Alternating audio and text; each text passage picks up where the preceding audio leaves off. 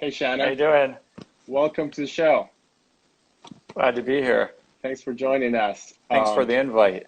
Absolutely, and I see your hair is growing. I like it. Yeah, Your beard. This quarantine, keeps going long. yeah. But I even trimmed it today a little. okay, well, you always look good. As somebody said in one of the promo um, pictures I had for the show, somebody said a man of all seasons. So, Right. anyways, yeah. So, anyways, thanks again. Uh, for everybody joining us, let me just introduce you really quick. So Shannon is the principal timpanist of the St. Louis Symphony. He got there after an amazing year of auditions. He won Detroit Symphony, and he had trials with Baltimore and Singapore Symphony the same year, 2013. I remember that year very well. Uh, Before that, he was with the Grand Rapids Symphony, and previously to that, he was also the timpanist of the Florida Philharmonic before they folded. Um, so that's around that time. That's when I got to know Shannon. He was a teacher at the University of Miami. He was a teacher of mine briefly for one semester when I was a freshman at the University of Miami. I remember that. And also, so his education, he went to University of Michigan, where he studied with Michael Udow and Sal Rabio, the timpanist of the Detroit Symphony, the previous timpanist of the Detroit Symphony, and then he attended Temple University, and then you were also a fellow of the New World Symphony. That's But right. also something, you have a multifaceted career, and I'm hoping we can talk about that later on.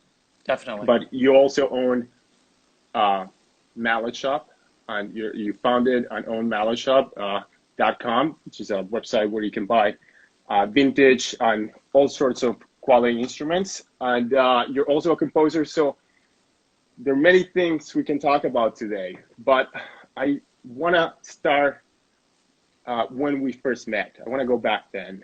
And Sure. so I was a freshman in Miami, and as looking back, I wish I would have gotten more out of like studying with you, but I was in this, I'm getting to Miami, I'm fresh, you know, Right. coming from Colombia. I wanted to study with Ney. I'm showing up to study a lot of marimba. Sure. So I remember a few things about those days. But, there are a few anecdotes that I remember. I'm probably going to bring those up. But I remember this was 2005. Yeah. So you had previously had a job with the Florida Philharmonic, and you were teaching in Miami, but meanwhile you were taking these auditions. So I remember Right. you were practicing a lot back then, and you were going to take auditions. So why don't you tell us a little bit about where you were in your career back then in Sure. 2005? Yeah. The Florida Philharmonic, I'd won that job in 1999, and in my fourth year, it's 2003, the orchestra just couldn't hold it together, and they dissolved.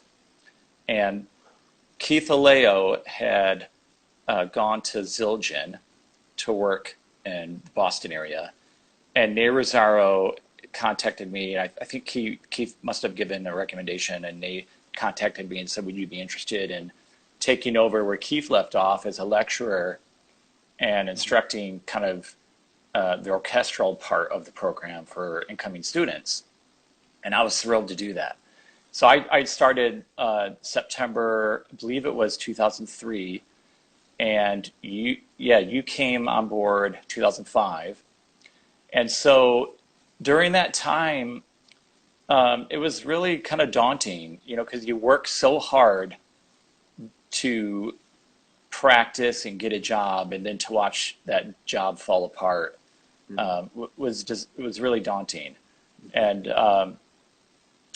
for me personally, I I had to kind of like figure out, my path. I had, I had Mallet Shop going. I just bought a house and I was just moving into that. And suddenly, I didn't have a job and a salary. So I was very thankful that I had Mallet Shop to kind of fall back on. And it was a bit smaller of a company, even though doing well then. Mm-hmm. And aside from that, I was freelancing a lot. I literally was all over the state of Florida doing any work that I was offered. Hmm. And it was just like from early morning till late at night, nearly every day. And it was exhausting. My father and my mother had moved down to Florida in 2000, around that time, 2004 or 5-ish too. No, it was around, Hmm. yeah, around that time. And so I was trying to like also be in their life and take care of them. And I had done a lot of work remodeling a condo that they moved into. My dad was in really poor health at that time. So Hmm. between all that, it was a really kind of difficult time, stressful time. Hmm. And, but there weren't a lot of auditions right away either. So, Yeah. um, yeah, I think one of the key things for me was to stay busy, stay active, uh, keep my chops together. And I've always loved practicing. It was never a chore for me. Hmm. I've always really just liked to practice. Hmm. And I mean, maybe I'm lucky in that way. So I still kept, you know, devoting time throughout the week, maybe not every day, but throughout the week, Hmm. practicing, working on things that I wanted to get better at. Um, Right. I was even keeping my percussion chops up and taking assistant position auditions. I think I may have auditioned for a couple of percussion jobs, but I was pretty much, I mean, my heart and my soul was in the timpani chair, and that's Hmm. really what I longed for. Yeah. No, I mean that's I think it's really impressive and it's inspiring for many of us the fact that we know how hard it is to win an orchestra job. So you lost a job and you had all these things going on and but eventually you won the job. But before that, I still, one of the things I remember is when you were practicing. I remember you saying this or somebody else, 4 to 5 hours a day on top of everything that was going on. And you took LA back then. And I think you drove your drums all the way from Florida to LA I did. and, on your own. And then you took the audition. So this is something that actually other instrumentalists don't have to do.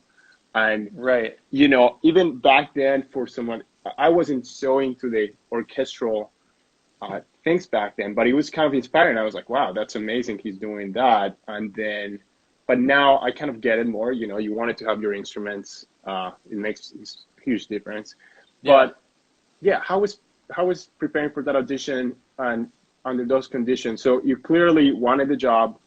Um, and then you were teaching so it must have been really tough to do all of Yeah. that. Yeah. It's always been a challenge to juggle. Hmm. And that's something I feel like I learned from my dad. I remember him talking about that to me in financial terms. Hmm. Kind of the words he used was playing ballet between different accounts. Hmm. And, and that kind of crossed over into what it meant for me in my world, which is, you know, juggling different things and kind of playing ballet with them. Hmm. Meaning you're kind of putting things in balance and putting them in different tiers. And although they all have equal importance to some degree in your life, they kind Hmm. of phase in and phase out like a fader on a soundboard. You want a little Hmm. more of that or a little less of that. So, at that time, whenever there's an audition, around the corner, I know that I need a good solid 2 months to really go for it. Hmm. But that's taken into account that I already have the basic foundation under my hands, and that's Hmm. just by weekly practicing. It doesn't have to be daily. It could be like a few times a week Hmm. um, in a situation like that. At least for me, where I was in my playing level. Hmm. But when it came to gearing up for the audition, then I'm hitting it hard. Um, and hitting it hard, I think changes depending on where you are in your life as a player. Right. Just to fast forward real quick, and then we can go back to where we were. Like in 2013, I was probably putting in maybe 2 hours Hmm. or less a day, and maybe every other day sometimes. And it's only because I didn't have to work as hard at the other things that I used to have to work hard at. Like during Hmm. the LA time, I was really working hard, putting in longer hours, um, because I was noticing things in my hands that weren't where they needed to be, Hmm. and so I was just discovering a lot. And Yeah. and I actually, one thing, I don't know if you mentioned, I started working with Tom Freer when I was in Florida Phil. So I was flying up there, Hmm. and I basically did the non-degree program without officially signing up for the non-degree program. Hmm. So I was flying up there and doing, extensive hours, 2 days back to back, staying at the Comfort Inn across from at CSU. Hmm. And I remember, this is after I'd already won the Florida Phil, and so I was at a certain level already. But I remember our first lesson, we just spent several hours on how to hold the stick and how to get it to bounce and rebound off the drum. And I remember him saying to me, like, someone can walk in here and do what they do and do it fine, and that's fine. But um, if you're not even doing that great, Yeah. you know, uh, you need to get a system and a certain formula, and then really master it to Hmm. have full control over it. And Yeah. I think at that point I was playing well, but not necessarily at a consistent way, in a consistent way that I think would have given me the track record that I ended up getting later in Hmm. our lives. So I pay a lot of that to all my teachers, but in particular working with Tom, he like Yeah. really, Yeah. No, really brought it together for me. I absolutely wanted to talk about Tom and the influence he had on you. And I had no idea actually that you were playing for him even when you were the Florida Philharmonic. And Yeah, I actually, before we talk a little bit about Tom, and I want to just highlight the fact that a lot of people think that, oh, I just have to practice hard enough to get a job, and then I'm right, all set. But right. like, you're a great example to just show that, well, first of all, you don't only practice hard before you get a job, but you practice hard while you have a job and you go play for other teachers. And then Sure. you may lose a job and you keep practicing hard, and you may win another job. And so you have been just practicing and taking auditions for many years, actually. Yeah, So yeah. I think that's amazing. But so going back to Freer, though, so you win the Florida job, Florida Philharmonic. So what made you go and study with Tom? Was it you wanted to keep growing, or you were nervous the orchestra was going to go under, or you wanted a bigger job? What were the reasons for that? So I felt really fortunate and lucky that I won that job, because my only tipping experience before that was gigs here and there, festivals, stuff I'd done in lessons. Mm-hmm. Um, you know, at New World I was a percussionist and Dave Herbert was a timpanist. Mm-hmm. Um, I when Dave was off somewhere else, we would step in and play, and so I did get to play a little bit, but I was super green, and I did not feel comfortable in that timpani chair until my third season. Mm-hmm. Like I just felt like I was on the hot seat Mm-hmm. every single rehearsal, every single Mm-hmm. performance. Yeah. And I wasn't doing a bad job, but I just felt really green.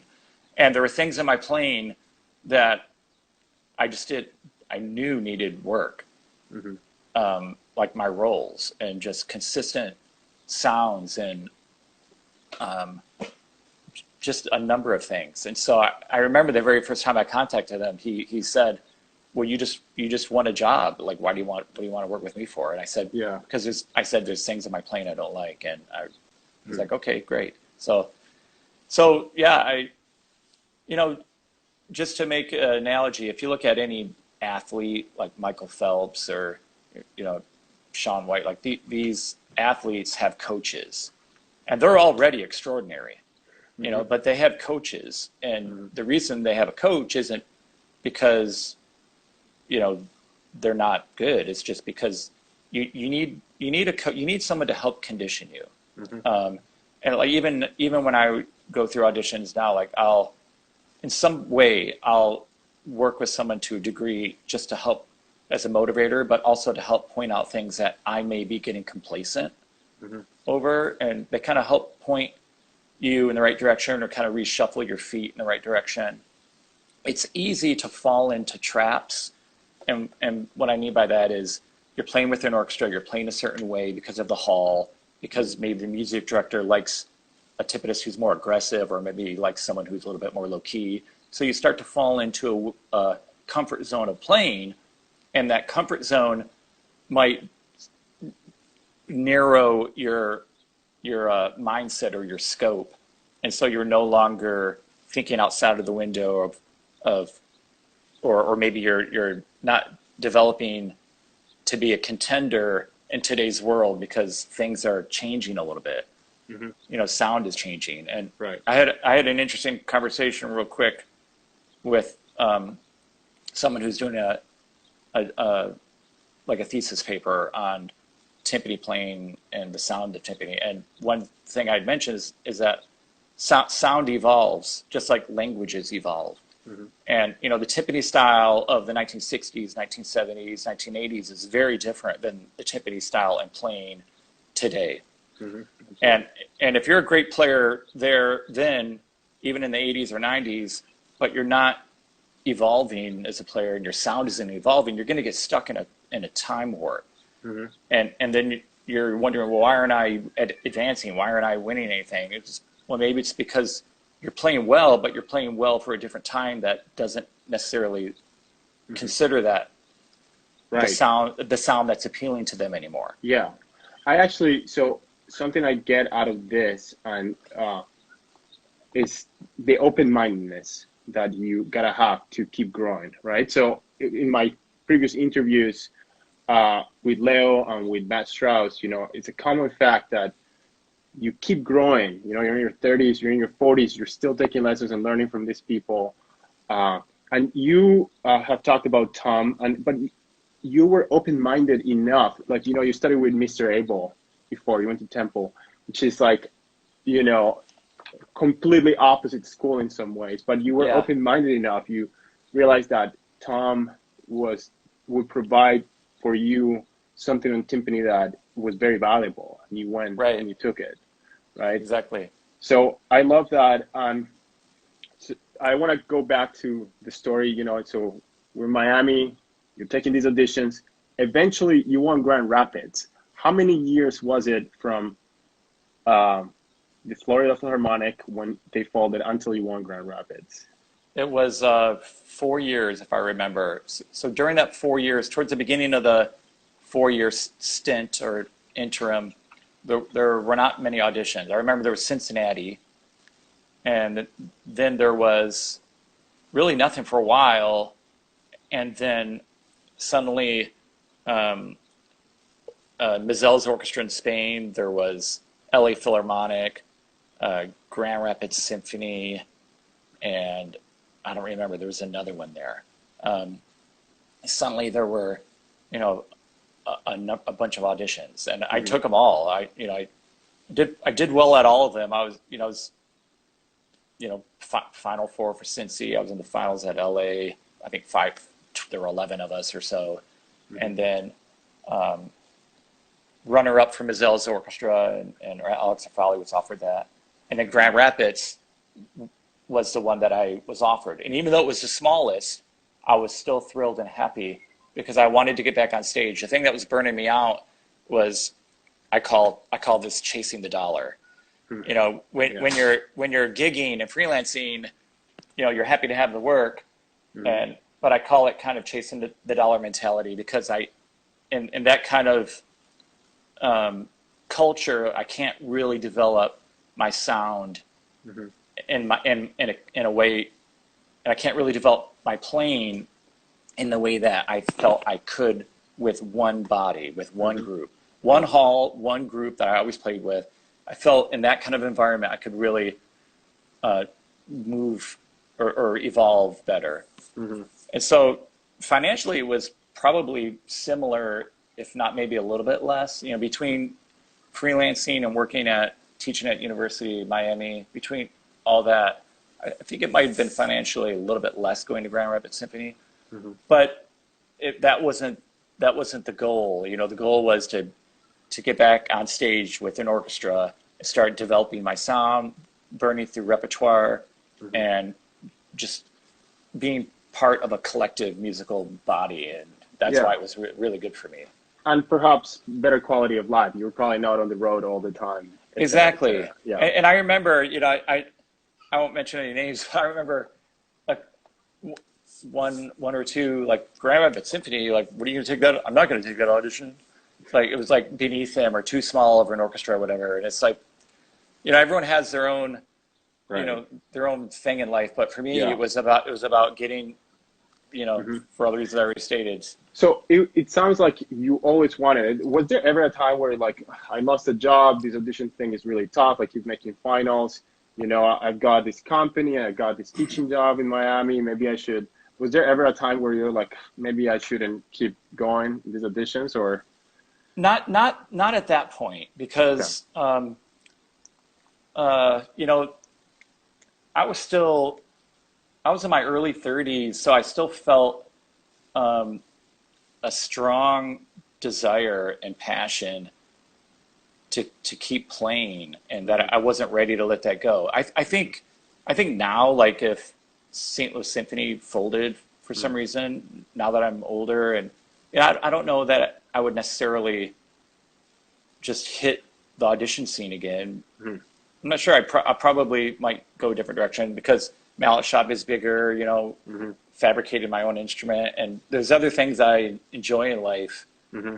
The hard thing would be replacing the income because Yes. but I guess you never really know until you're in a certain situation how you're going to act. But Hmm. but no, to answer your question, I at that point I was not thinking, no, I just don't want to do that Right. anymore. You still have the passion. That kind of came up Yeah, in a conversation with Matt. You gotta have the passion. You gotta have the drive because you kept going. You went to Grand Rapids. You kept taking auditions, and um, one that comes to mind actually, which was kind of crazy for me, was CSO. So I yeah. remember we're in the same round, and I remember You it's like you my. you you advanced and I did not. Well, I got lucky. Well, I mean, I think there are many reasons for it. I think it was my third audition, and I Yeah, was in my hometown. I was not doing an impression. It's like Chicago Symphony, my third audition, right, and I think I was very, you know, I had nothing to lose. So I right. remember listening to really pop music before I went on stage. No pressure, right? But in that audition, I remember after that you reached out to me and you wanted to exchange the tapes that we used to record our auditions. Right, right. And I actually remember I was like, you know, like what? Like why does he want to share a tape? I thought it was a weird thing, but actually that just speaks about my immaturity back then as Yeah, an audition taker. Like I wasn't open-minded enough, and I think that speaks about how open-minded you are about these things. right. Because What? e- Yeah, even recently, I mean, we took Seattle Symphony, and when you right, told me if we could exchange tapes, we absolutely exchanged tapes. right. And I think I learned now that you want to learn from the other person who took the Right. round, and there are And different yeah, factors. Yeah. that's what I was referring to earlier. It's like, sound evolves. And so the reason that's an important thing to me is I want to hear what what are other timpanists sounding like today in that situation, and am I staying within the margin of competition? Hmm. And what I was saying earlier is like the timpani playing of the 60s, 70s, 80s is very different than it was today. And the great players we think of back then and their sound and the way they're producing sound is very different than today. Not that it's better or worse. It's Hmm. just not. It's not the sound today. Hmm. And when I'm sitting on committees that are woodwinds, strings, brass, the things that I'm hearing from other people kind of define a certain bar of what they expect and what they want to hear. Hmm. You know, and when you take those comments and like bring it over to your instrument, there's a certain common thread that I hear, and when you take that and put it into your instrument, that's you need to incorporate that into your playing to stay a contender because you're not auditioning for timpanists. Hmm. Nobody cares really where you studied or what kind of stroke you do and stuff like that. They want to hear a certain level of sound, Hmm. a quality of sound, a level of sound. And if you're stuck in a different culture from a different time, it's not going to help you. So, Absolutely. so by exchanging tapes like that, I'm kind of using that as a measure. Like, where do I stand in here? Am I shortchanging myself by missing out on growing in a certain way? I want to, I just want to hear Hmm. what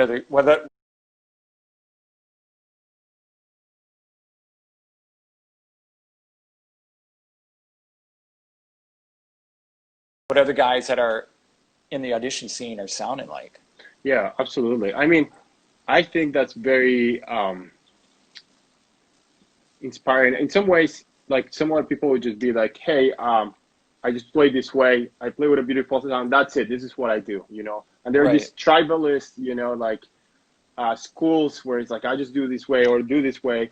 And in my opinion, the best timpanists these days incorporate stuff from different schools. And you learn from right. somebody, and somebody studied in Cleveland and they come and play for David Herbert, or you Right. studied in Temple and you go and play for Tom Freer, et cetera, et cetera. Well, it's funny. I was listening to an interview with Dave Weckl, who's a drum set player, Hmm. and Dom Famularo was interviewing him, and Weckl was talking about drummers who say, "Well, yeah, I don't do that. I'm a rock drummer," or "Yeah, I just play jazz."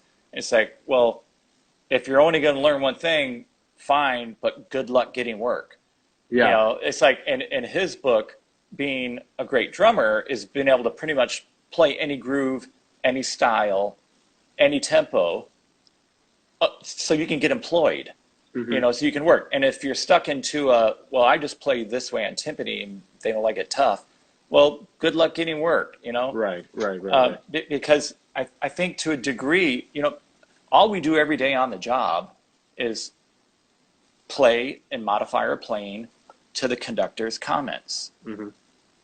Can you play it softer? Can you play it harder? Can you use a harder stick? Could you make it brighter? Yeah. Could you do this or do that? Hmm. And so we're constantly being asked to do things a little bit differently. And Hmm. that's part, to me, you could look at that as a negative. Some people get pissed off with that kind of interaction with the conductor. I look at it as a challenge, Hmm. Yeah. because they are the master artist in a sense on the podium. That's what they're getting paid, that their artistic view, and you're there to bring their artistic vision to light. Right. And so to a degree, I'm okay with that. Yeah, absolutely. I mean, that's kind of our job. Like Leonardo Soto says, bring a musician, not just a drummer, right?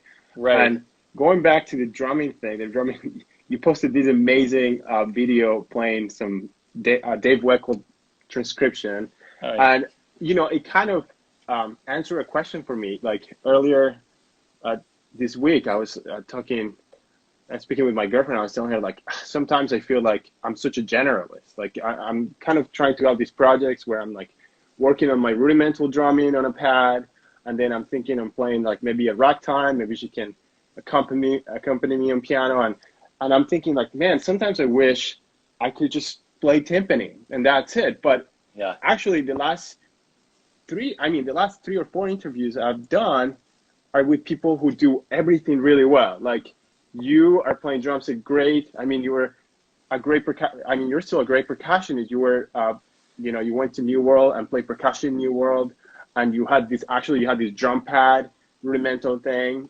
You're still practicing it even Yeah. now with kids, and we'll get to that eventually, right? But Yeah. we get, and then so Matt is also a great percussionist, assistant timpanist. So this has kind of answered the question, my dilemma, like, oh, I feel like a generalist because I'm doing this finance class on Coursera, That's and awesome. I'm teaching, I'm doing all these things, right?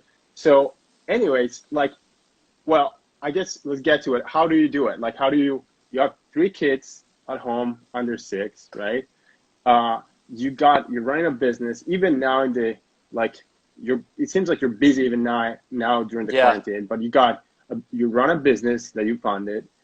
You have time to practice even drum set. I've seen 4 videos of you in the quarantine. I've seen the drum set one, rudimental. You're playing guitar and Yeah. something And with that was my your wife wife. singing. Yeah. Yeah, and then one on timpani. You're pedaling this stuff, right? So how do you do it? How do you Well, balance it all? well, I guess the first thing I'll say is having an incredibly supportive spouse, Yeah. and you know, whoever that person is in your life, just having someone really supportive in your life. Hmm. If you don't have that, it just makes it tougher. If you're single and on your own, then you don't have that, but Right. to worry about. But Jackie's very supportive. I'm equally supportive at home and helping her out. So it's not like I Mhm. abandon her all day. But so that's the number one thing. And then Awesome. the other, Sorry to interrupt. That's what Matt yeah, Strauss said. And so the yeah, formula, everybody get a great partner out there. yeah, yeah. Okay. Sorry. And, Go on. and the other thing is, I think as you get older too, you just, and I listened to that interview, Matt mentioned this too. I totally agree with this. He used the word layer. You just layer more things. Hmm. Um, for me, I kind of look at it as the older you get, the more you become more efficient. Hmm. Um, like you can take on more. Like there's no way if I was in my 20s right now, married with kids, running a business, I would just feel so overwhelmed. I'd short circuit and, Hmm.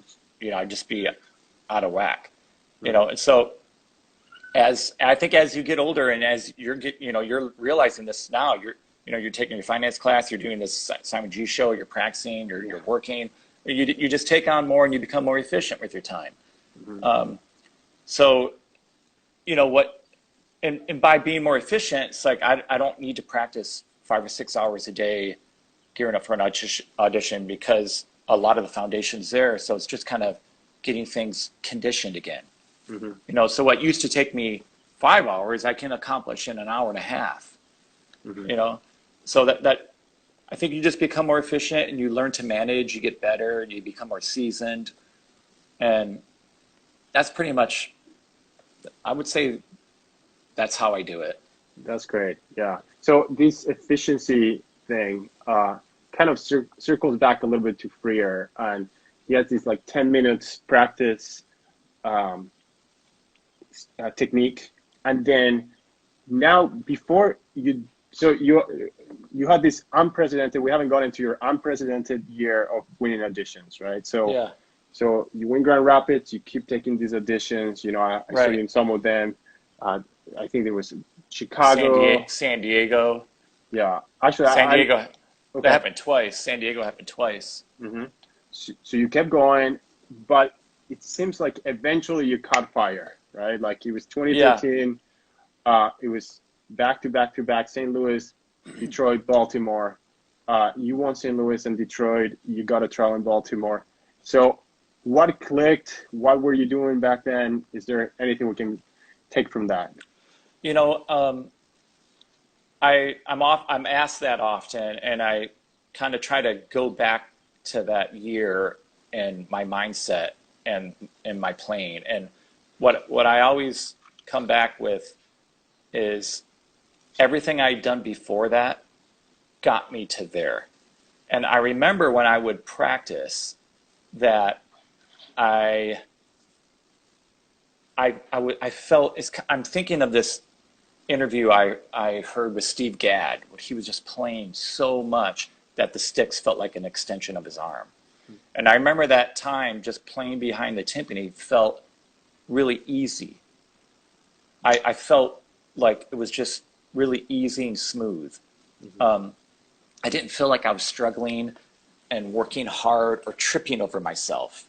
Hmm. Sometimes you go to an audition, you're playing, you feel like you're stumbling and tripping over yourself a little bit, Hmm. whether it's mental or whether you get hiccups in your hands in a certain excerpt and the articulation's not coming out, or maybe something's just not in time, or your tuning's a little off. Like I felt at a really comfortable, smooth riding Hmm. pace. And again, it's no magic pill. I think it was everything that I'd done before that, just getting me to that place.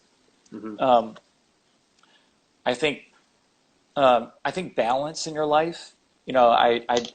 I've been over a really terrible relationship. I was with Jackie, who I'm now married to, and it was just I was finding kind of balance in my life. Hmm. I was happy in a lot of ways.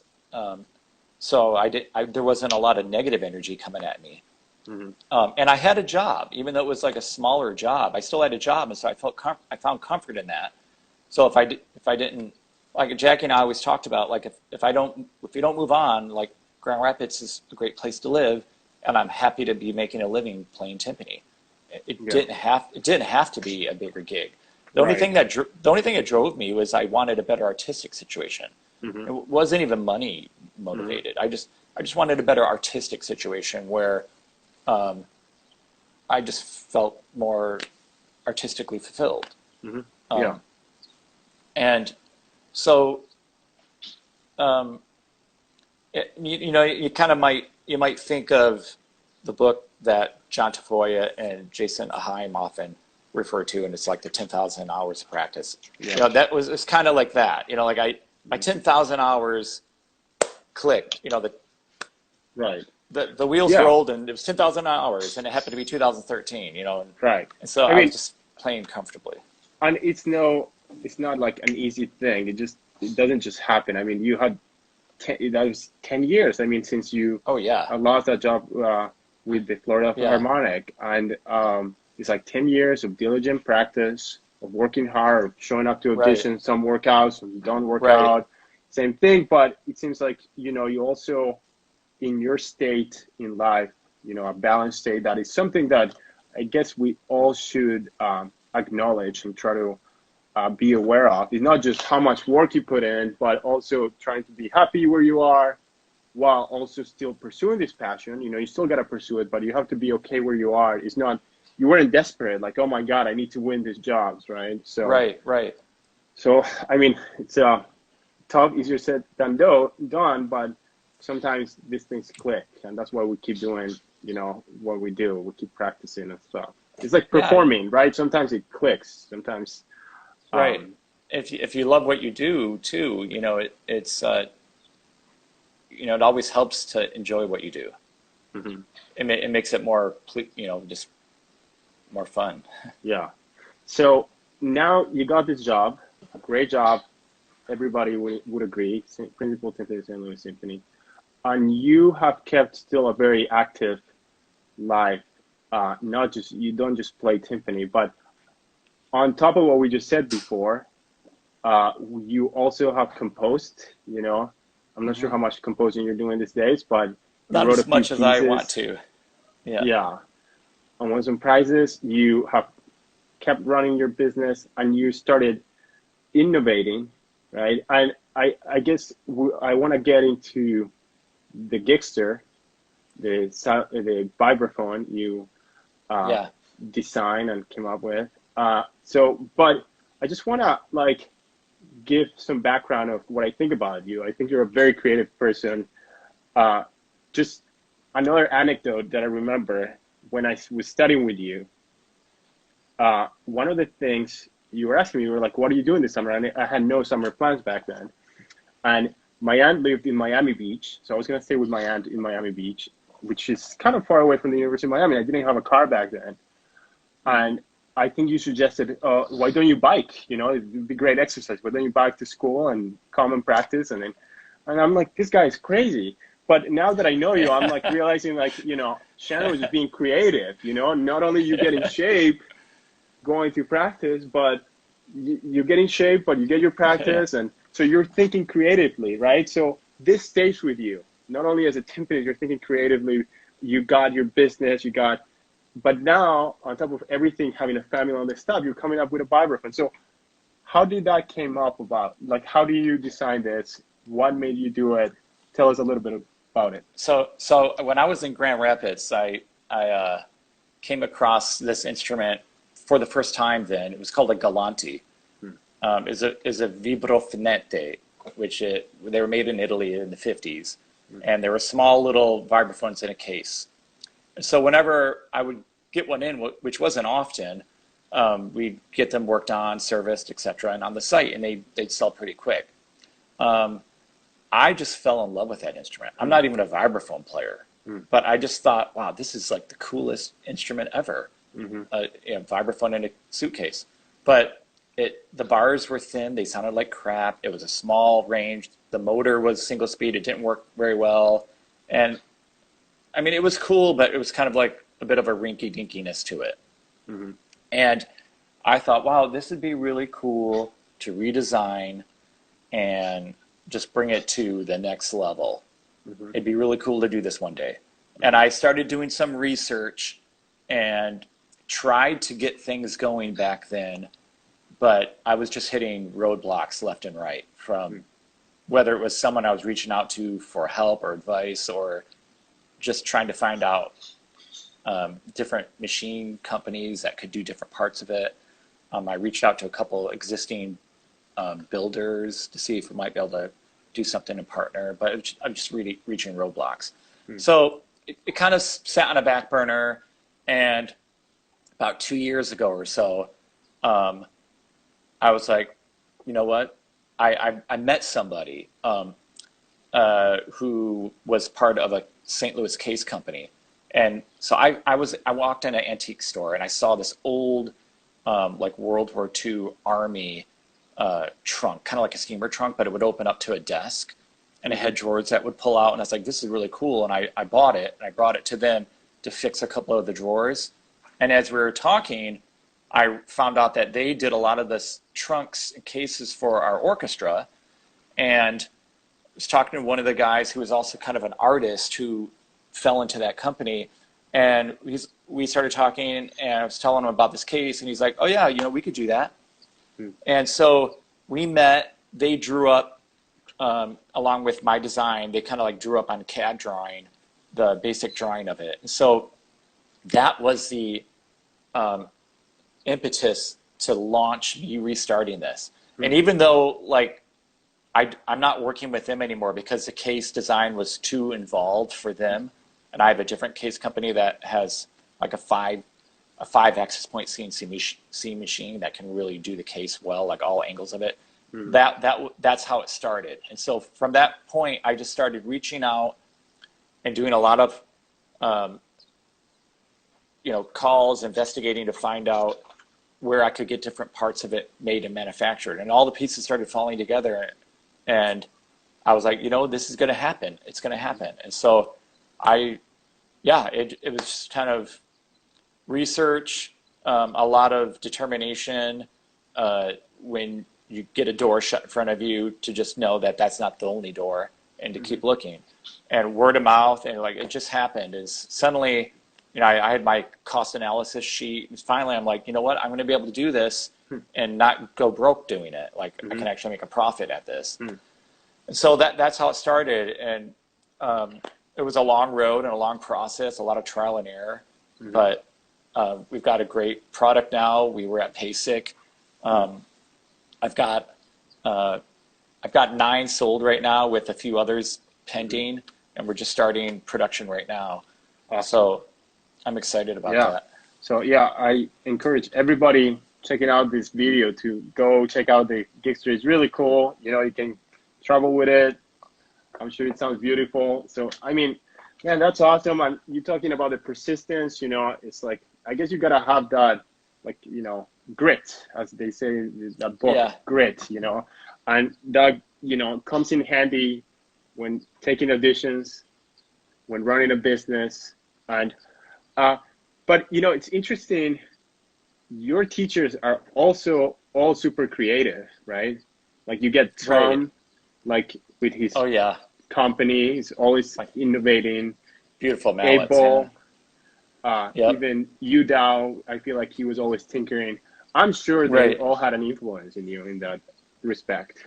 For sure. Yeah, it might be kind of a trait characteristic, that I noticed that in a number of percussionists, well, musicians too. Like, you're so, I remember when I was doing my undergrad at Michigan, I'd heard that the engineering department, like, if there was a music major transfer, like they were considered high on their list for letting them switch over to the engineering department. And it was basically because they were so disciplined and so willing to sacrifice. And if you think about it, we sit in a practice room without anything in return except frustration, and maybe now and then some occasional Mm-hmm. immediate gratification because now you can do something, but you spend hours and hours and hours in practicing Yeah. just to you know to make your art, Mm-hmm. to hone in on your art and make it more refined. Right. And Yeah.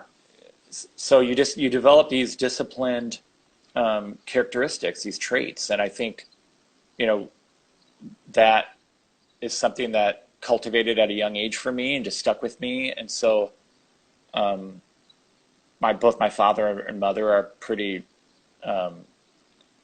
hard-headed and very like my dad was very entrepreneurial and my mom was very particular. And Mm-hmm. so I think those qualities can be a fault, but it can also be a plus. Mm-hmm. And I recognize in how it's a fault in me in different ways, in different arenas of my life, but it's in other arenas it's a Mm-hmm. plus because it just forces me to like get stuff done. Really quick, I actually don't know what your parents did. Were they musicians as well? So my mother was an art teacher. She plays piano, but when she started a family, she had to let go of that, but still Mm-hmm. played piano quite a bit. And my father owned his own business in auto repairs, like an auto center. Mm-hmm. Started with my grandfather had a gas station. My dad bought it out and then turned it into tire sales and then auto service. But Mm-hmm. he was always very entrepreneurial. With even real estate, he bought and sold some real estate. He was looking at other ventures that didn't pan out, but he was just always kind of had that entrepreneurial eye. Mm-hmm. Yeah, which you definitely do. So, really quick, we got about 13 minutes. If anybody has any questions, please let us know. Let me just check really quick if there's anything here we can take. I mean, you have answered a lot of my questions. And yeah, I mean, like what I take with this conversation with you is, you know, you got many different things you're working with. And I think as musicians, especially these times, putting all your eggs in one basket may not be the most advisable thing to do, right? Like you may become an amazing timpanist, but then it's going to be a while for things. It could be a while for things to get better. And Right.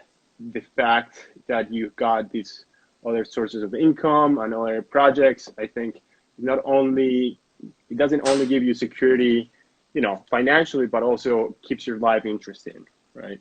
Yeah, like today's kind of a different world in a lot of ways. Like, something my dad always talked about was diversifying. Um, you think of the victims of Enron, years ago, people who lost their retirement savings when Mm-hmm. the company went under, and we found there's a lot of ill practicing going on with that company. Like having all your eggs in one basket is always difficult Yeah. because if that basket tips over, you're left Mm-hmm. kind of with an empty basket. But today is so unusual because it affects everybody in so many ways. Whether you have a business like mine and people maybe don't have expendable cash to purchase, Mm-hmm. or you have an industry like ours, the music industry, where we can't perform and give live concerts because Mm-hmm. you know it's dangerous. Yeah. So like I think today, like for all the musicians out there who like yourselves that are wanting to land that job, is use this time in the best way you can. Like there's a lot of downtime right now. You can accomplish a lot.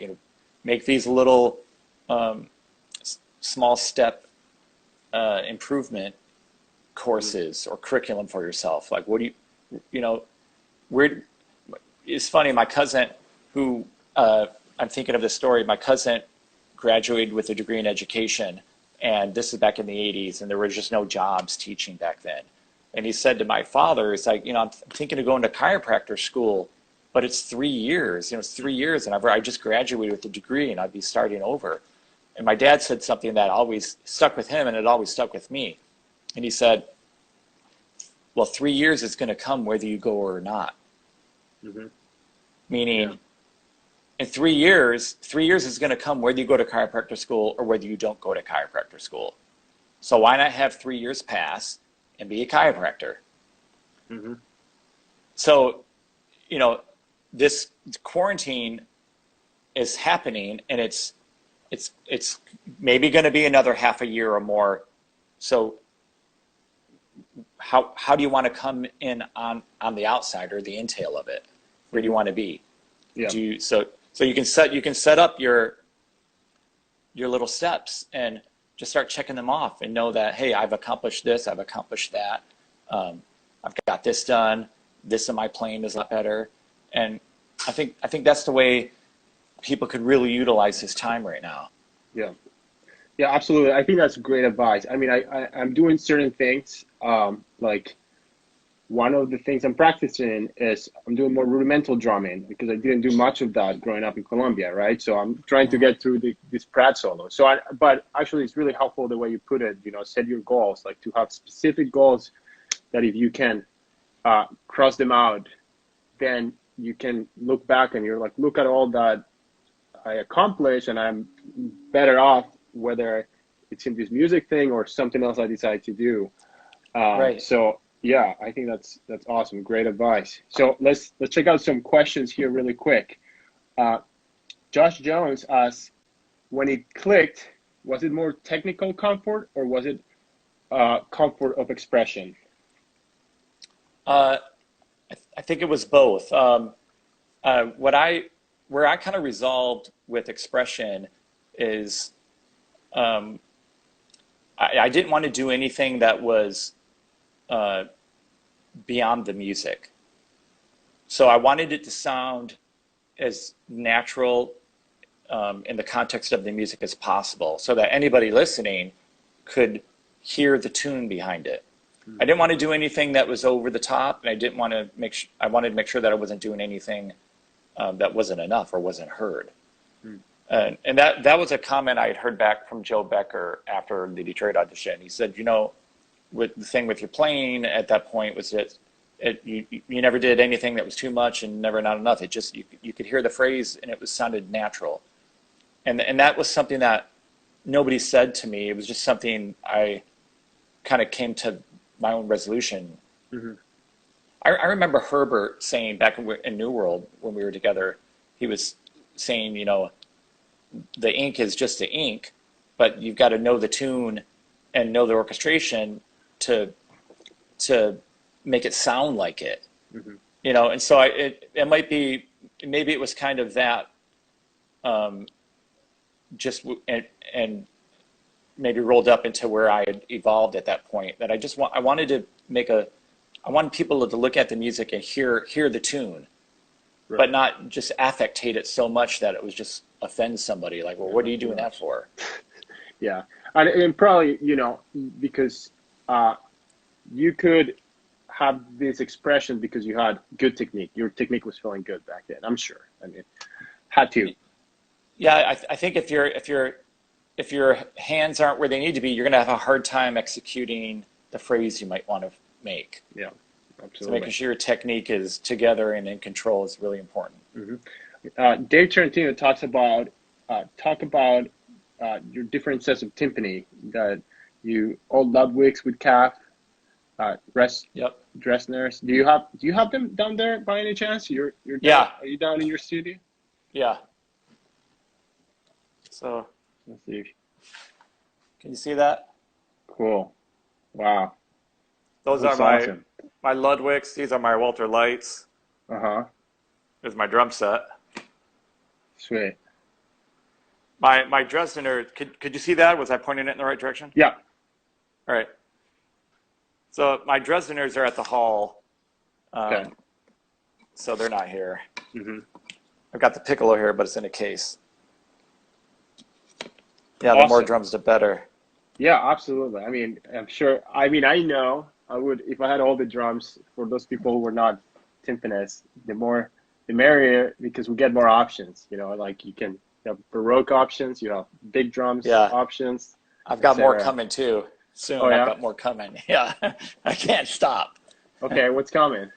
I've got a set of Yanni Brufkas that are getting restored right now. Oh wow, cool. Those are the predecessors to the Spanky Metzels. Yeah, that's what Cloyd played on. Oh wow, yeah, there it is. Is your curiosity and trying to